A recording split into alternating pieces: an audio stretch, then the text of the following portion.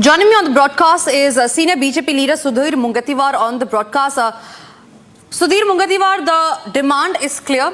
Removal of Aurangzeb's tomb from the state of Maharashtra is clear. What I want to know from you is that why is there a clarion call for this right now? नहीं, देखो ऐसा है कि औरंगिया ये हमारे लिए आदर्श नहीं है। धर्म के आधार पे हम विरोध नहीं कर रहे। जो औरंगिया ने अपने पिता को जेल में रखा, पानी के बूंद बूंद के लिए मोहताज किया, अपने सत्ता के लिए, सिंहासन के लिए अपने भाई दारा शिकोह को मरवा दिया। जिस भाई की मदद लेकर दारा शिकोह को मरवा दिया, वो भाई को भी मरवा दिया। उसका अपना बेटा उसके साथ उसके इस क्रूरता को देखते हुए उसको छोड़कर चले गया। राजपूत भाइयों के साथ उसने औरंगजेब के साथ एल्गार किया, शंखनाद किया।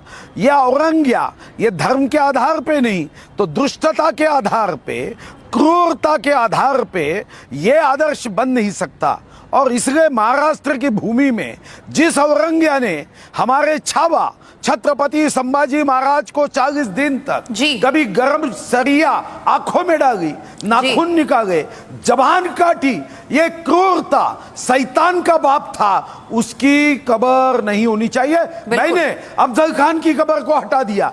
अब अफजल खान के कब्र के अतिक्रमण को मैंने हटाया।